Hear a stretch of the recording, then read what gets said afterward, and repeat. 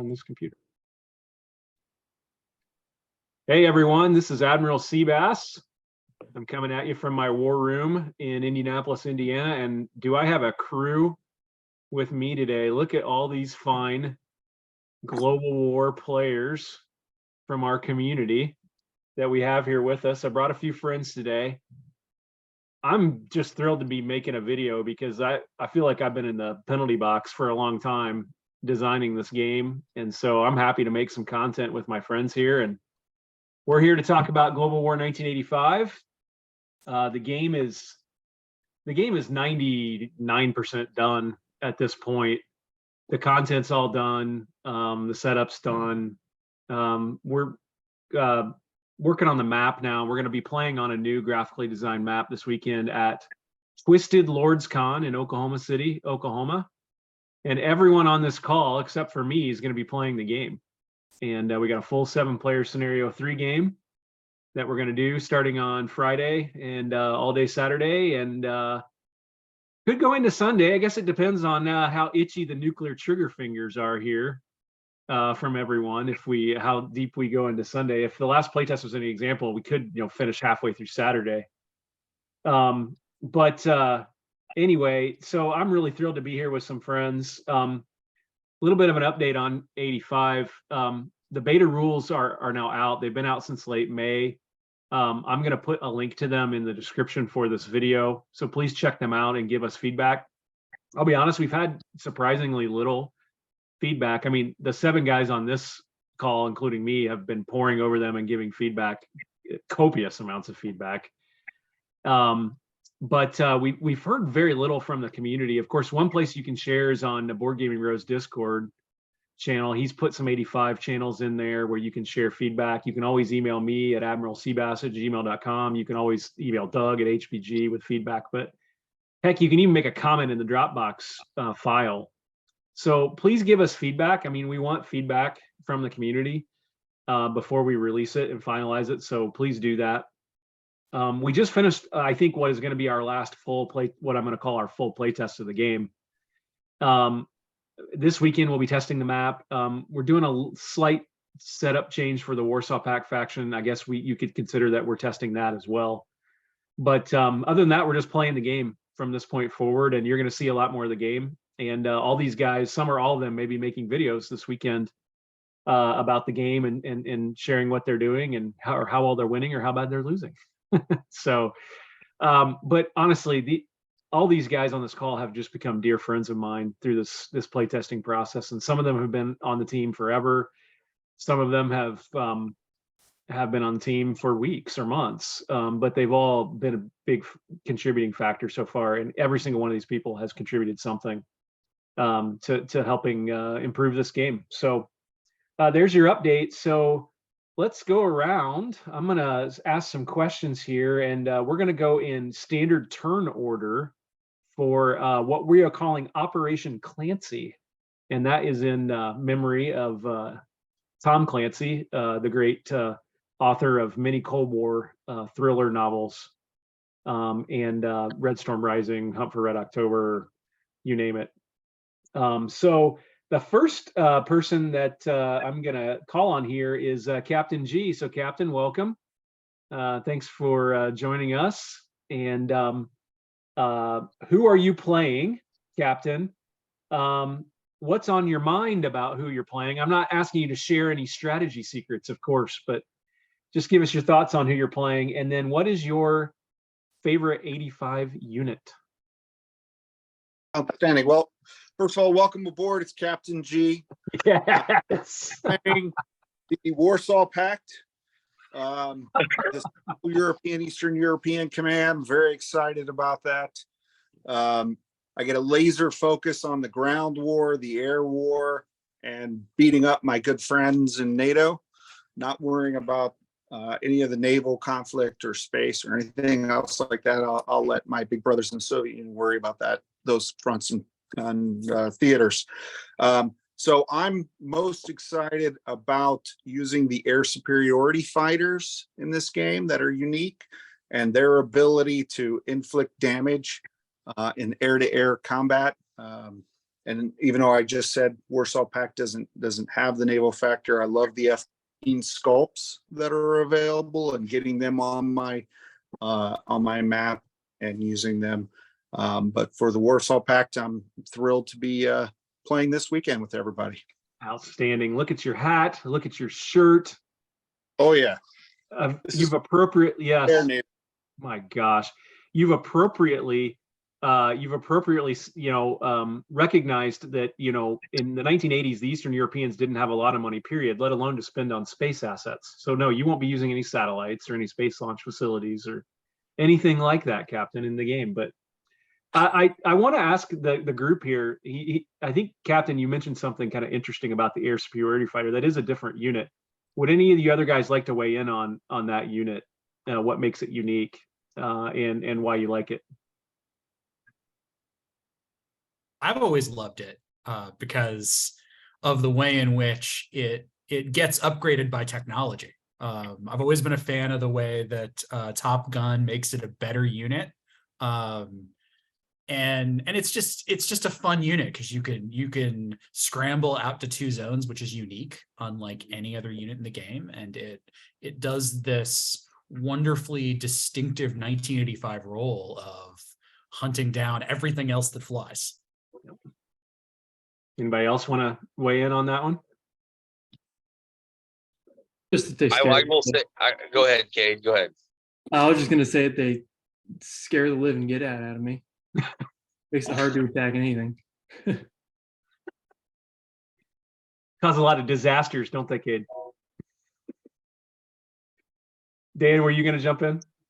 Yeah, I was saying that air superiority fighters, the way that you can set up air defense is really important in this game. I think setting that up can really help your strategy on what you want to do, especially scrambling from super carriers, from a minor airbase, major airbase, things like that. I think it's very important that you're able to do that, like Brian said, scramble up to 2 spaces. So I think setting up a good, allow you to set up a good air defense is a really nice unit. So to do that. I couldn't imagine designing a game set in the 80s without some unique role for the F-14 Tomcat in particular, or the F-15 Eagle. I mean, but frankly, the MiG-25, was always probably more feared by the West than it actually should have been. But you even had the Su-27s coming online with the Soviets in the mid 80s. And I talked about this on Mo's podcast, but there was so many different types of air units actually in service in the 80s, and so much specialized air that we had to take a concept Doug had in 36, which is air superiority. The fighters in 36 being able to inflict a hit on enemy air units in the first round. And I'm like, wouldn't it be cool if an F-14 or an F-15 could do that in every round of combat? And you could buy those if you wanted. And so it has been a very popular unit, I think, as a result. And of course, I mean, most of us, well, I shouldn't say most of us, you youngsters, but a lot of us on this call lived through the Gulf War and the early parts of the Gulf War and the obvious capability of air power in that era. And so we really wanted this to be an air power game. And so the air superiority fighter helps fill that role. All right, good discussion, guys. So next, we're going to go over to Mike. And Mike, you are Ozark Outpost on YouTube. So Mike, who are you playing? What's on your mind about them? And do you have a favorite 85 unit? Hello, everybody. I'm going to be playing NATO. Captain G and I have already been throwing shots back and forth at each other on WhatsApp for quite a while now, so I think we're ready to square off and do battle. You're even comparing the size of your nukes today. Oh yeah. You gotta go big. Yeah. Full disclosure, I have not played the game yet, so the thing I'm most interested in about this weekend is just being able to actually see the game work in person. Yeah. I mean, you can pick some stuff up watching things online, but you can't really figure out how everything's working unless you can see it all in Yeah. one shot. Whereas with a camera, you're focused on one specific region. But like I said, being there in person, you get to see how the whole thing works all together, and that's going to be a big step for me. My favorite unit, well, I mean, you can't have 1980s Cold War action without nuclear attack boats. It's just not done. You got to have them. Yeah. So the SSNs are going to be my favorite for now. And you've even got some beautiful Redoubtable and Resolution class units that you can push around the table, Ozark. Well, thank you for that. You're welcome. And here's the good news for you, my friend. Guess what? Captain G's never played the game either. So Well, good. it's amazing how you two got paired off against each other. Geez, that almost sounds like somebody planned it that way. Yeah. Any thoughts, guys, on the boomers, the ballistic missile subs? Now, I didn't say boomer. I said SSNs. Yes, I know. Attack boats. Oh, you mean the nuclear attack boats? Got it. Okay, got it. Yeah. So, any thoughts on the nuclear subs? I think the magical thing that we did right when we first altered, I guess the last time we altered them, was giving them the ability to shoot 2 ASMs rather than 1. Really upped how lethal they were. It made the Soviet advantage there much more pronounced. Gave them a fighting naval chance in a way that I feel like, other than a couple of really oddball tests where I was able to like concentrate the Soviet Navy massively.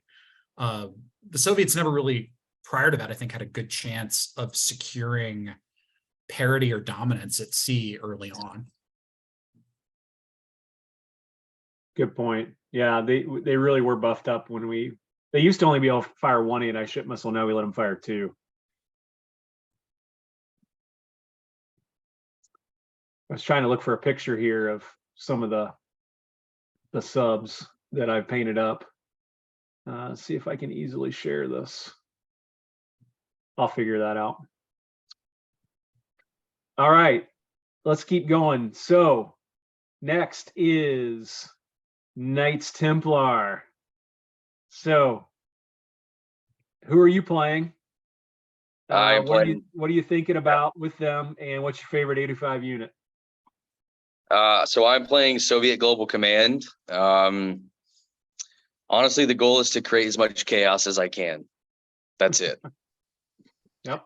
So that's what I'll do. But my favorite unit is the opposite, is actually the B-1 bomber.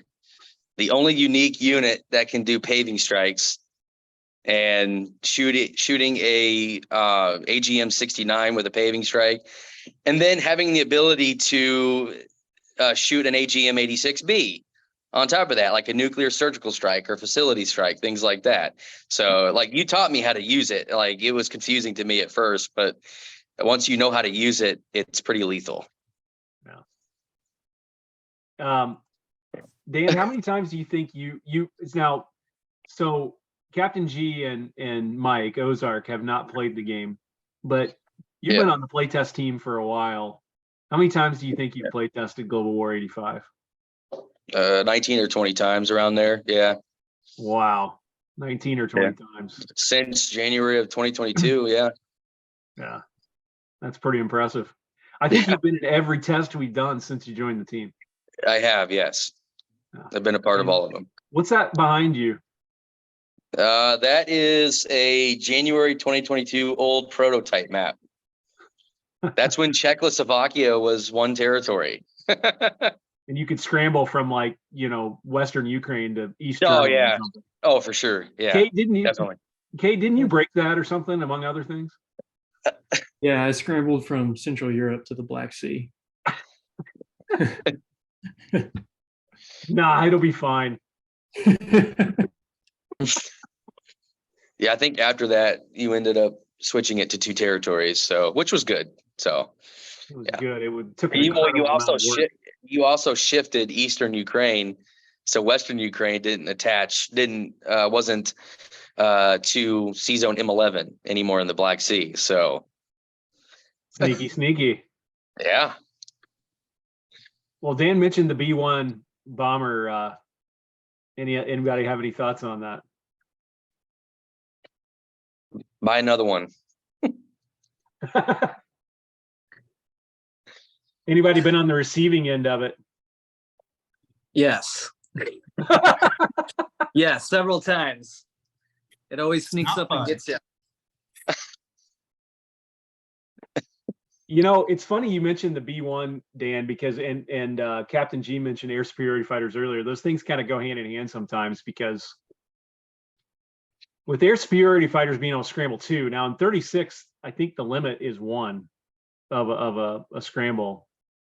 So you can scramble more places and you can cover more places. The B-1, we introduced that paving strike concept. The B-1 was designed with these AGM-69 short-range attack missiles, and they could be nuclear, and they were small yield, but they were partially designed for the B-1 to fight their way to a target, meaning the B-1 would fly low, try to fly under the radar, fire these AGM-69s at enemy radar and missile batteries on the way in, and literally just blast their way to the target. And the paving strike reflects that.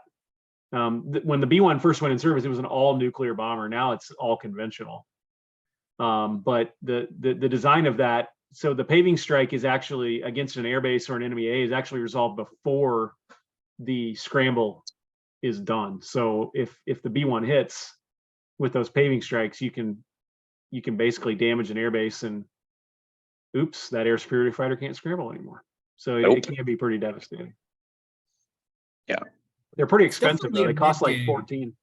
Yeah, but it's also a mid-game unit. It's not a. Yep. You don't see B1s show up usually until the US has gotten lucky with its release dice. Yep. Because it's all nuclear, we made a decision, about 2 months ago, to just make it a theater nuclear weapon for the US. So if the US gets theater release, they can get a B-1 and they can buy more. Yeah, US Pack had 2 of them in one playtest. What'd you call The B1 brothers. Yeah. them? I thought you called them the two brothers, but No. Yeah. Nope. I He found called my them Alpha and subs. Omega once too. What'd you say, Brian? He called them Alpha and Omega once as Alpha and well. You guys see this?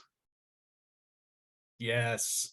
So here's my subs. So Ozark was mentioning the nuclear attack subs there in the middle. So in my piece system, nuclear attack sub. So this is the US Los Angeles class here in the middle, and then the Soviet Victor class. And if the decal is a midships, that's a nuclear attack sub. Then up top are the diesel electric subs. So that's an Oberon. So decal in the bow, and then this is a Soviet. I always forget this one. Help me out, guys. Foxtrot. Foxtrot. Thank you. Also in the bow, and then the boomers here are decals in the stern. So there's something for you to look at. All right, so let's keep moving on. Next is a board gaming bro. So, bro, who you playing? What's on your mind, and what's your favorite 85 unit? Well, I am playing the U.S. Global Command, and I am looking forward to America. recklessly enforcing my peaceful democracy with no regard for human life. And I like playing the U.S. Global. It'll be my second time playing them because, you kind of start off on the back foot a little bit, but you can also be very aggressive with them and try to exploit the weaknesses in the Soviets' facade of an attack, is what I like to call it. So if you can find their weak points, then you really can do some damage to them. And I think that's a neat little puzzle. And furthermore, I think the unit that best helps me do that and has been my friend through the mini playtests, has been the attack helicopter. I think that's one of the most versatile units in the game. You can blitz with it. It's got a move of 3, but that's not too bad because you can land where you're attacking, which is awesome. You can use that very, very effectively sometimes, but it's also kind of dangerous. So it's a gamble, which is one of my favorite things to do Yeah. in these games. And it just packs a punch, man. I love them. You use them pretty effectively at my house in September. Tried to. I think every turn you bought like an attack helicopter and 2 airborne. That was like the first thing. Yep. Always got to have the airborne with them to protect them. Yeah. But still, they're relatively cheap. So even if you do lose a couple, you're still doing okay, I think. Yeah. Cheap way to take air superiority hits too from enemy AA. Mm-hmm. So, yeah. No, they're a good unit. I really like them. We had them. We didn't have them dialed in until we gave them the close air support role. That's what we call artillery support from 36. And by the way, that close air support concept is something I'll be looking to expand or to leverage in expansions when we bring in, say, the close air support fighter, which we just haven't been able to dial into the base game. But and because artillery in the 80s had the nuclear and chemical role as well, we're like, let's not give them artillery support and plus up infantry class also, especially when the attack helicopter really did kind of play that role in the modern era. So yeah, you've really latched onto that one, Cade. Mm-hmm. Do you remember what you did last time you played US Global Command? Oh, that was my What was the very highlight? first game. Brian remembers, I'm sure. I do. That was my very first game, and that was still when you could put the nuclear release forces anywhere, right? And so I dropped 3 attack bombers right on top of him and just wiped out the entire Soviet army. In the Middle East. Remember that. Like In the that Middle was East. that was I was on the cusp of taking everything. And you just murdered the entire Soviet Iraqi army. That was a fun game, if I remember correctly. It's very fun. That was brutal. You also you didn't just attack his land units. Like at that point, you could literally use an attack bomber with battlefield nukes and take out enemy air units. Mm-hmm. So You're doing obliterated his air air force. nuclears. Yeah. So broken. Hayes looks over at me. I remember Hayes like looking at the board. He looks over and he's like, can I really nuke his entire air force? And I'm like, I guess. Not sure how that feels. But Because what I had 4 attack bombers rolling 777s each. yeah, and he had like a backfire and like 3 fighters sitting there. Yeah. It wiped me out. It was horrible. After that, we said battlefield nukes can only hit land units. Thanks, Cade. All right. Well, This is Cade, how we really, learn. what's that? This is how we learn. This is how we learn. Yes, we test, we fail, sometimes miserably.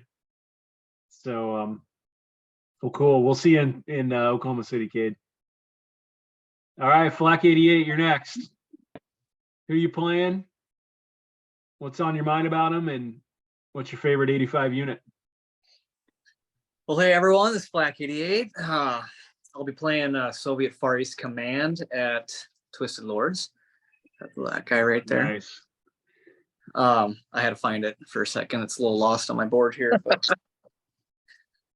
no, excited to meet everyone at the con and get to play this lovely game with a bunch of other people that are really good at board games. So looking forward to the challenge, and it should be good. What's on your mind favorite- about FEC? What's that? What's on your mind about FEC? Well, I've played them quite a bit in recent times, so I have some I have some ideas, so it should be a good time. Brian, I'm sure, has seen it a few times, so we'll see what happens. It should be fun. Favorite 85 unit? We were actually just talking about it. I was gonna go with the attack bomber and battlefield nuke dice. Yeah.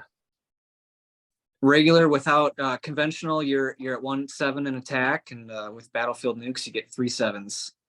Or a surgical strike with a spy set, you can get 3 7s, and no retaliatory Yeah. dice from land units. So pretty awesome. 21 pips out of $11 units is really good. So people always protect their attack bombers. They'll sacrifice everything else before an attack bomber. So it's a good unit. You got to keep it on the board. So I think Dan just attack bombered you again, actually. I can't believe how much NATO has attack bombered the Warsaw Pact in our last couple of tests. It's been sick. It was East Germany and then Western Poland. Yeah. Yeah. yeah, three attack bombers is quite a bit. You got to watch out for NATO. Ozark's gonna have fun with that. New setup will help some. Yes. We've given Warsaw Pact some more meat shields to absorb that initial assault. So now, Tyler, do you want to show something? Do you have something you can show? I do. If you Talked guys about are ready. earlier. So over the last 9 months, been playtesting. I've done 9 playtests now. Within all the WhatsApp chats, and we've had a lot of one-liners come out in the games, and it had come out as an idea to make a t-shirt with all the one-liners. So I went ahead and made a t-shirt. And you can thank our friend Doug Friend for funding this. Probably can't see it real good, but it's a bunch of one-liners from the playtesting. It's got the official logo on the front. So that's awesome. we'll be wearing those, or you'll probably see those at the con. So I think we should wear those on Friday, everybody. Mocker. yeah, yep. Mocker still waiting. Dan, Lucky Dan, lots of good stuff. So MBT. From the Yeah, picture that was put Tycho. up, from the picture that was put up, the favorite one of mine was that's not a 33% chance of success. It's a 67% chance of failure. Yeah, that was Josh. That's Josh. Yeah. I think it's hilarious that Boston Bruce made it on, and I don't think he's ever actually played the game. Nope, he hasn't. Oh, we've had so much fun with that one. There's even a land zone called Maka. Yeah, Macaw. Okay, so Tyler, you said you've done 9 tests. Dan, you said you've done 20, 19? Yeah, I mean, we did a lot of scenario 1 tests in between a matter of a couple months. Yeah. I mean, scenario 1, we did a lot of scenario 1s, and last year when Rain Carcass played. Yeah. When you and I and Rain Carcass, we Yeah. played a lot of scenario 1s. So it's added up for sure. And Kate, how many tests do you think you've done? I did a count right before this. This will be my 6th playthrough this weekend. Yeah. That's awesome, man.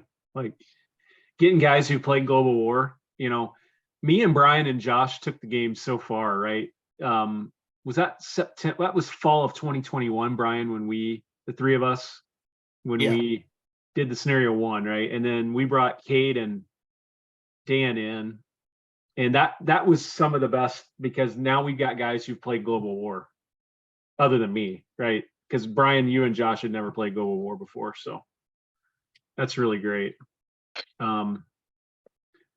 And then can we talk about something like Dan mentioned scenario 1? I'm curious from the YouTubers here, the guys who do YouTube wars, do you see yourself doing scenario 1 YouTube wars, scenario 2 YouTube wars, scenario 3? What do you see yourself most interested in from a YouTube standpoint with the scenarios? I mean, to me, it's scenario 2. I think it'd be it's because I'm more experienced than a lot of the newer guys, but to me, it's scenario 2. A lot more back and forth, a lot of grind. I don't know, you just get a feel for the game. You really do. I know scenario 1's kind of like a starter scenario for newer players, and that's great. It's just me personally, I like scenario 2. It plays a little bit longer than scenario 1, but there's a lot of blood that's shed. So I do love that scenario a lot. Other guys? Yeah, I think 1 or 2 is probably right in the sweet spot. With a full 7-player game, that's a lot of updating that you have to do, especially if you're one of the global commands. But I think it's still definitely doable and will probably happen. But yeah, I think 1 or 2 is right in the sweet spot of the perfect amount of work and the perfect amount of fun. Mm-hmm. I would agree with you, Cade, especially for YouTube and a lot of updating 1 or 2. And 85 plays faster than 36. It really does. Yeah. I know I said it. But no, if you're playing a 1 or a 2, you can get a game done really quick. So yeah, less updating for the players involved. You know, if you got 3 players, 4 players. So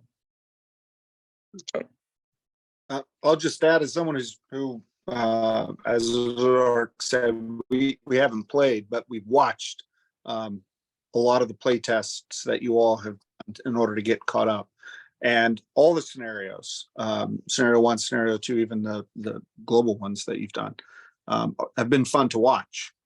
Being live studio audience, sitting here watching the videos, and so it's the fact that the game has options. All right, there's 3 of us that get together. We don't have to take 7 countries. We can do a scenario with only 3 players or 4 players, or even if there's only 2 of you, that you can pick a scenario that's right and play. That looks like a lot of fun. Yeah, it really is a 2 to 7 player game, which is a pretty remarkable range. 2 guys can play scenario 2. 3 guys can play scenario 1 or 2, and all the way up to 7. And we're going to have the scenario 0, which all the guys here have seen. But Chris and I developed this 2-player South American, incredibly fast playing tutorial, which gets at the basic concepts of the game. And that was incredibly fun to record and just play out. I mean, we did it in 2 hours? Yeah, it was super fast. Yeah. So scenario 0 will be basically US and Soviets fighting for control of South America. It's a 5-turn game.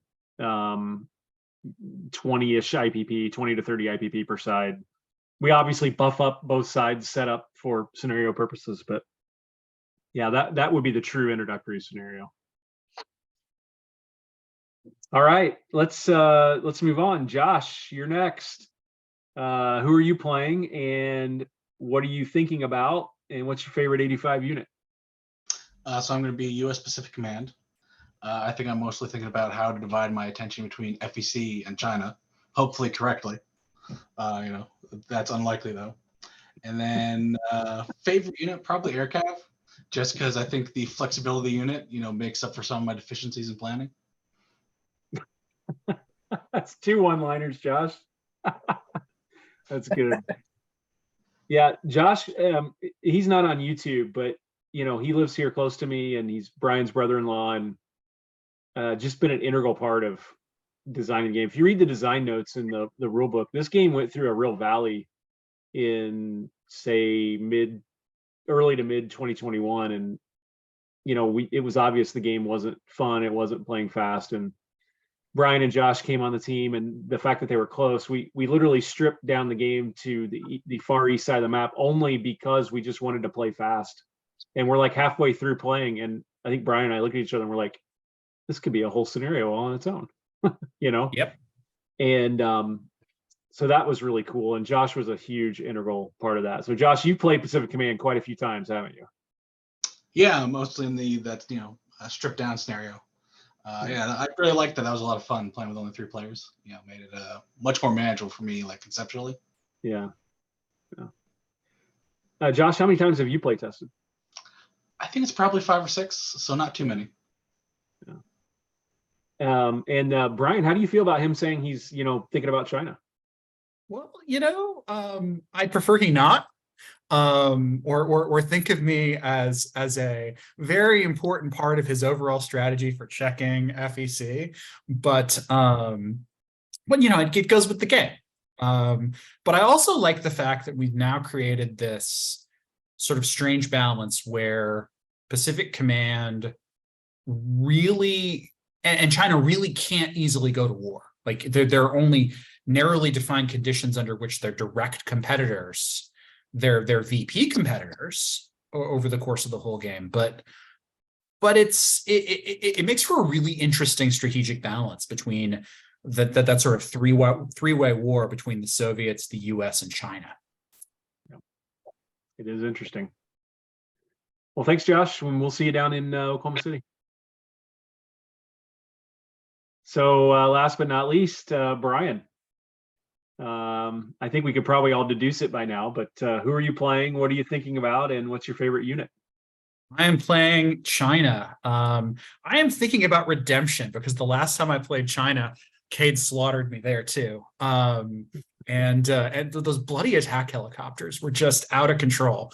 But I'm also really curious to see how China plays with the revisions we've made since the last global test in the global game. I mean, I've seen, so in a series of private YouTube wars that were in the Pacific scenario, Chris played China really effectively multiple times.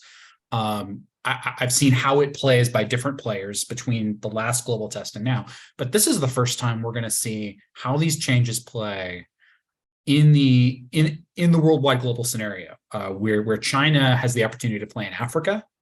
They have allies there. They have victory points there potentially. And I just think it opens up some interesting challenges for everybody to have China in this kind of swing role in the whole world. The little brother. Yeah, it's fun. But my favorite unit, and this goes back to when I was mostly playing the Soviets, is the backfire.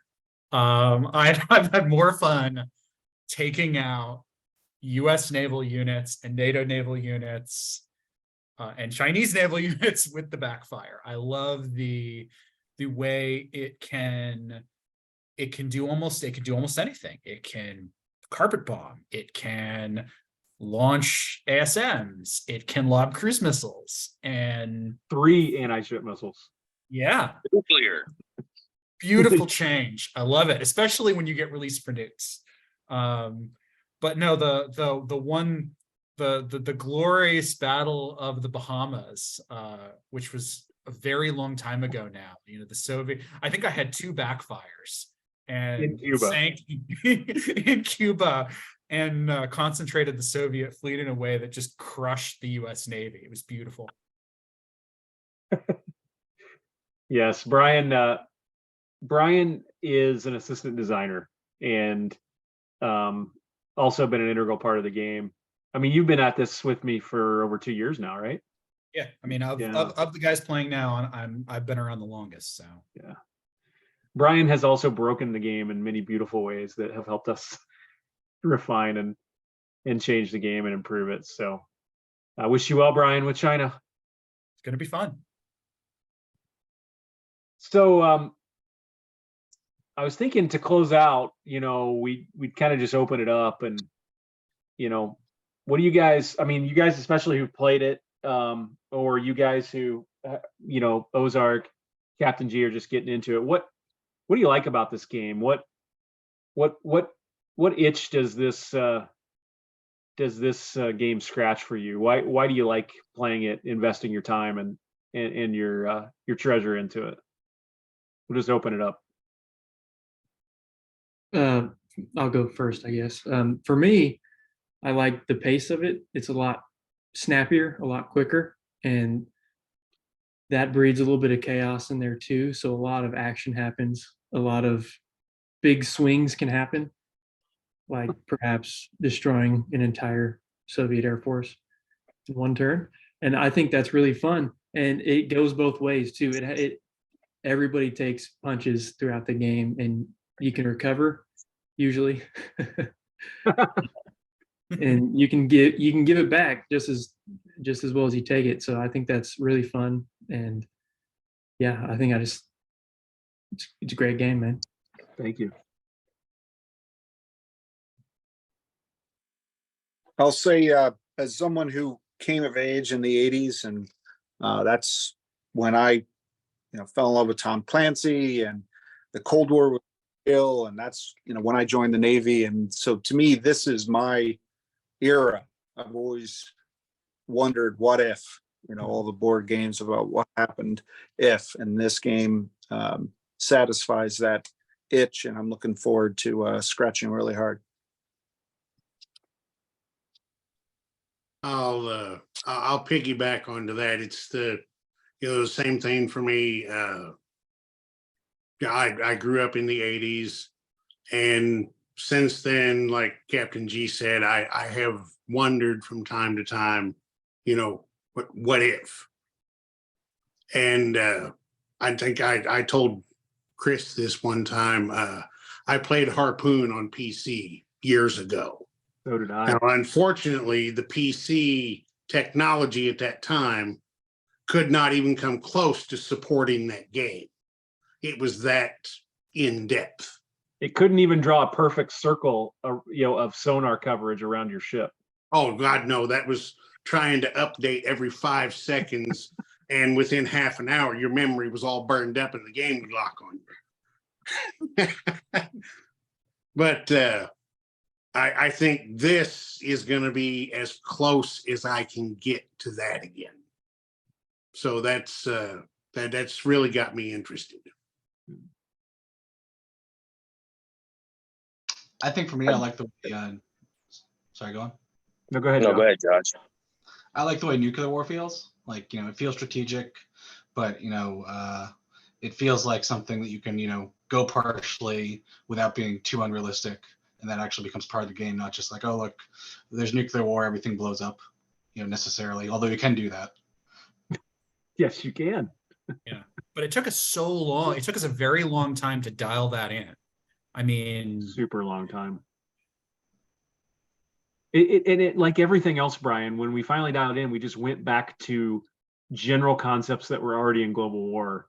In this case, we looked at how incomes go up in Global War 36 before war, right? Certain things happen on the board that causes good guy or the common term income to go up. And we're like, can't we just use that for nukes? I mean, we already used that in 85 also for pre-war, but can't we just repeat that for nukes? And yeah, we can. And we just had to dial in the conditions, that it happens under. And I remember it's like that first or second scenario one playtest we did. We're like, this is it. We're done with nukes. Yeah, we did it without scripting. So like I felt like we've created a way in which everyone makes choices about how far they want to go with aggression, knowing there are consequences. Mm-hmm. If you do the wrong thing, you're triggering the other guy's nuclear release conditions. And that can spiral out of control really quickly in the game if you're not paying attention to this.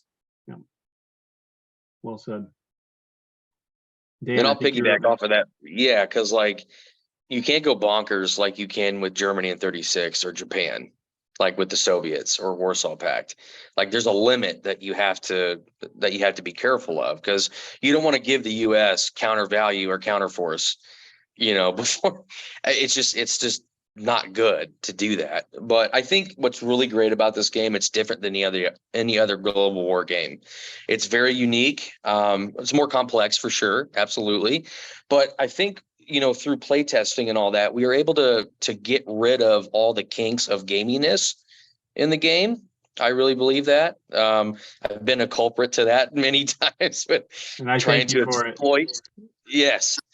But no, it's the fact that there's no like backstabbing, like there's no teaming up, and things like that. You actually have to really think about what you want to do without. It's hard to really to explain. Like you can't have like US PAC and China like just gang up on FEC. PAC has to play it as a 3-player game.